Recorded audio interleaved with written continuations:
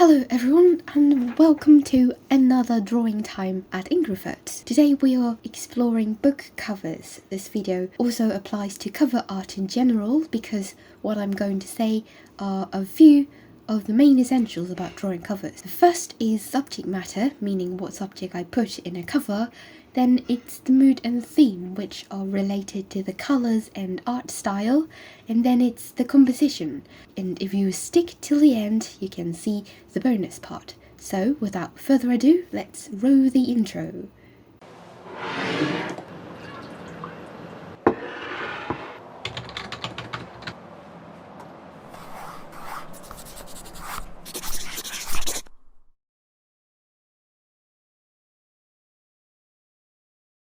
Okay, let's start right after the line work is complete. The line was actually drawn from my room. This is the top view of my room, and anyway, this is an artwork submission for Psych2Go's monthly magazine. If you don't know about Psych2Go, you can check out their YouTube channel by clicking the link on the top right.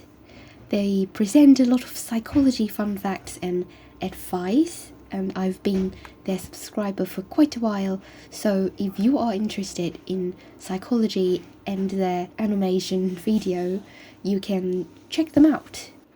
Okay, first thing first, we're going to talk about the subject matter. It is very important to first understand what the book is about, or the topic or main message or so on, and the subject matter doesn't always have to be a character. Some books don't have a character, they may have an object in it. The most important thing is that your cover can represent what the book is about. Right, so if it is about an object or a person or a character, well then you're good to go. It's very easy to you don't have to think too much about that. You can just draw the object or the character the book is about. But a lot of times they may have quite some complicated topics, or maybe they're about a concept. Well, my suggestion is to think about symbolism.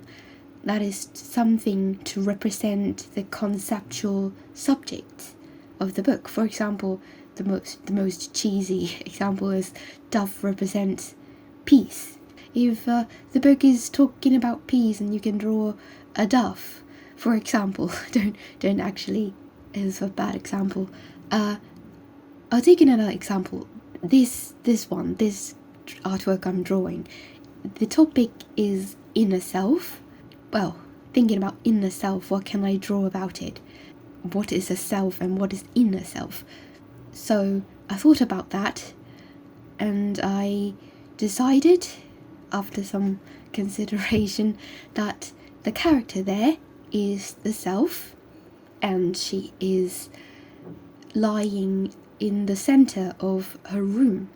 This is very clearly her own room. There's a bed and there's the desk, and is a very small room, and she put all her personal belongings here. And because our rooms are our own personal space, and we tend to store things with personal and sentimental values here, and so I want to use the room to symbolize the inside of our mind. Just like we have very private thoughts, we have our own values, we have our own beliefs, and the room is the physical embodiment of our mind. And yeah, this is one of my examples. This subject matter thinking requires a lot of creativity and patience, because I don't know about the others, but I tend to spend a lot of time thinking what represents what, and I think it is not an easy stage to get past. Maybe you can look for reference online or some other places, but my advice is to have your own idea instead of relying on other people, on other artwork. You can write your ideas on paper, list out all the objects or symbols or characters you think you want to include, and then choose the one that you think most represents the book you're drawing the cover for. Okay, onward to number 2, which is mood and theme. As I've said before, it is related to the colors, and I've talked quite a lot of times about warm colors and cool colors in my other video. So basically, warm colors are for, happy feelings, warm feelings, just basically makes you feel positive. And cool colors are, on the other spectrum, maybe feel darker, you feel sadder looking at cool colors, but it's more complicated than that. Each color has their own meaning and the mood they might generate. So you can look online, mood and colors, that's the keyword, I think, and there is a lot of infographics or graphs talking about which color stand for what, mood symbolize what. And here here in this inner self artwork, I'm painting the colors in, mostly the yellow hue, because I thought that, the inner self is a happy and a safe space for all of us, and so I use a very warm color for that. But then, as you can see at the beginning of the video, I changed it to purplish colors because I want to make it more mysterious and magical, because our inner minds are very private and we have a lot of deep thoughts that we don't share with other people, and so I changed it to, purple. And by the way, purple is also quite a common color for magic and fantasy elements, I think.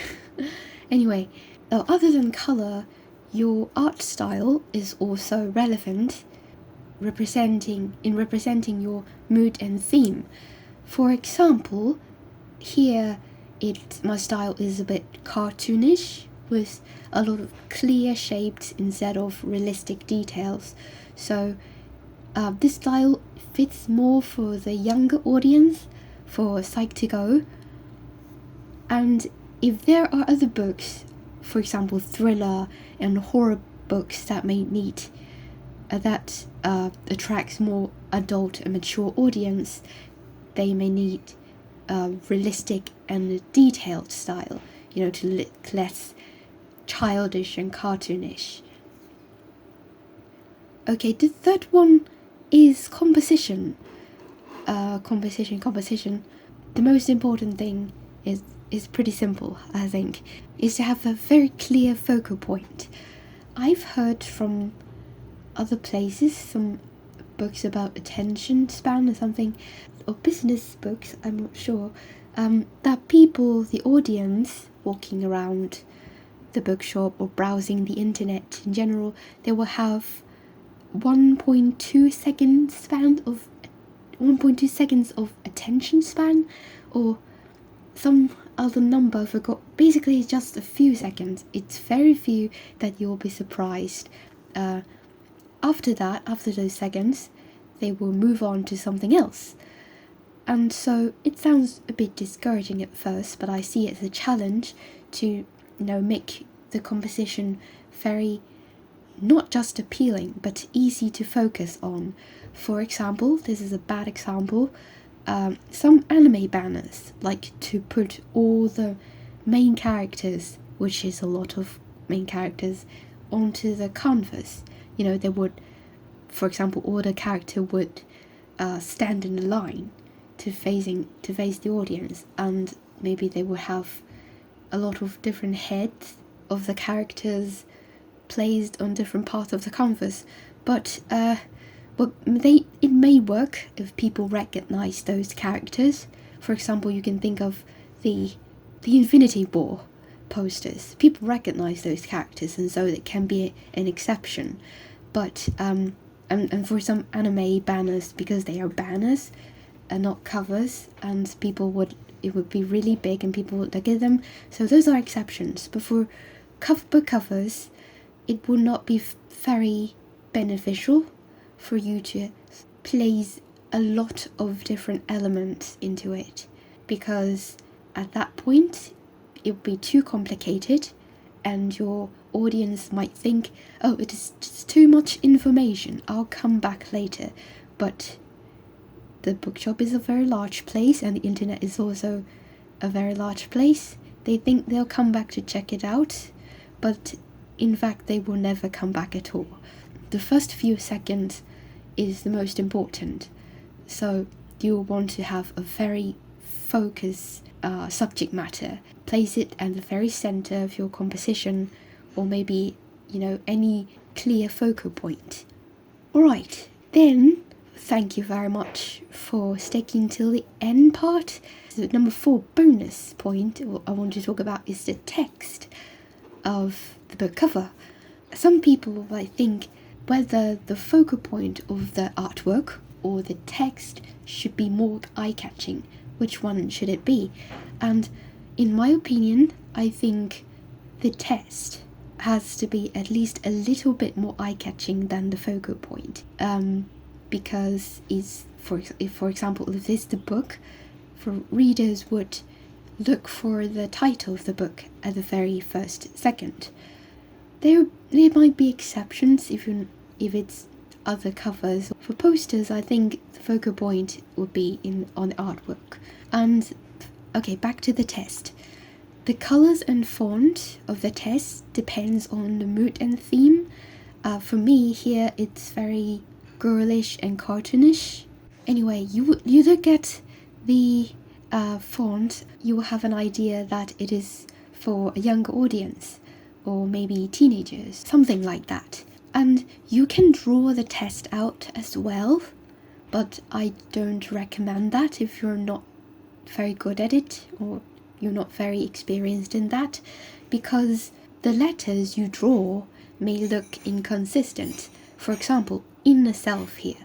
Inner has 2 N's, and if you draw the first N and the second N, you'll see some difference in it, and it would be inconsistent, might put off some people. So I think it would be better and more convenient for you to find a font to type out. And this is actually a very good opportunity to look for funny, pretty fonts online that you don't usually use for typing documents. There are a lot of very beautiful fonts out there. You can experiment yourself, but please be careful of copyright issues. Don't download from suspicious sites, because some fonts you have to pay for it in order to use. For commercial purpose and personal purpose have different guidelines, so you have to look out for that. And here we go.